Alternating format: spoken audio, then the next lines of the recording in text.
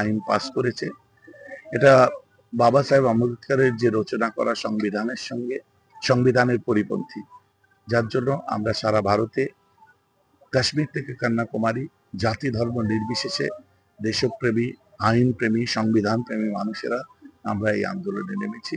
আমাদের দাবি এই আইন অবিলম্বে প্রত্যাহার করে নেওয়া।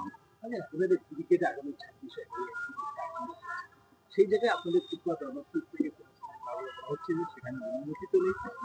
তারপরে ব্রিগেড ডাকা হয়েছে। আমরা ব্রিগেডের পরিকল্পনা মুসলিম পার্সোনাল ল বোর্ড নিয়েছে, দরবারে বসে আমরা পীরজাদারা সমর্থন দিয়েছি। এটা নিয়ে এত জলঘোলা করার আছেটা কি? পারমিশন থাকবে করব, পারমিশন থাকবে না করব না। আমাদের তো আন্দোলন ব্রিগেডেই শেষ হয়ে যাচ্ছে না। এত এসব নিয়ে জলঘোলা করার কোনো মানে হয় বা এগুলো নিয়ে ফুটেজ খাওয়ার কোনো কারোর, আমি কোনো নাম ধরে আমি কথা বলি না, কারোর এত ফুটেজ খাওয়ার কোনো দরকার নেই। তো দেখুন, নিশ্চয়ই কোনো ব্যাপার থাকতে পারে। আমার তো রাজনৈতিক ভবিষ্যৎ নেই যে আমি এই ব্রিগেডে চলে গেলে আগামীতে আমার পলিটিক্যাল জায়গাটা কোথায় যাবে, আমাকে একটা ব্রিগেড করতে হবে। আমি তো টিএমসি করি না, সিপিএম, কংগ্রেস, আইএসএফ, আপনার কি বলে বিভিন্ন সিপিএম, আমরা কোনো দল করি না। তো অতএব যে ব্রিগেডে হলে ব্রিগেডে যাব, শহীদ মিনার হলে শহীদ মিনার যাব, রানী রাসমণি হলে রানী রাসমণি যাব। বাংলার এ প্রান্ত থেকে ও প্রান্ত যেখানেই হবে সেখানে ছুটতে হবে, আন্দোলন করতে হবে। ব্রিগেডে একটা যতদিন পর্যন্ত না প্রত্যাহার হবে বিভিন্ন পরিকল্পনা থাকবে, তার একটা পার্ট ব্রিগেড। আচ্ছা, যারা বলছেন পারমিশন নেই, ঠিক আছে, পারমিশন নেই করবো না, পারমিশন আছে করব, বাস কথা শেষ। এটা নিয়ে এত জলঘোলা করার আছে কি? মানুষকে ধোকা দিয়া, ভাওতা দিয়া, এটা তো ভাওতাবাজি চলছে না। না, এইগুলো নিয়ে এত কথাবার্তা বলার আছে নাকি?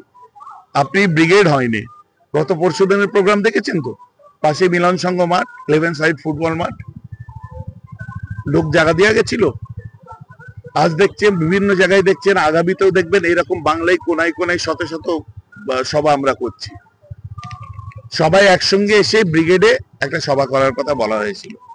তাতে এত বিরোধিতা, এত আপনার নেগেটিভ কথাবার্তা, এত কিছু, এসবের কি দরকার? এখানে কমের স্বার্থে, এটা তো কমের ব্যাপার, কমের স্বার্থে যদি এতটুকু আমরা উদার না হতে পারি, এই কার্পণ্যতার কারণ কি? আমি তো কোনো কারণ খুঁজে পাচ্ছি না।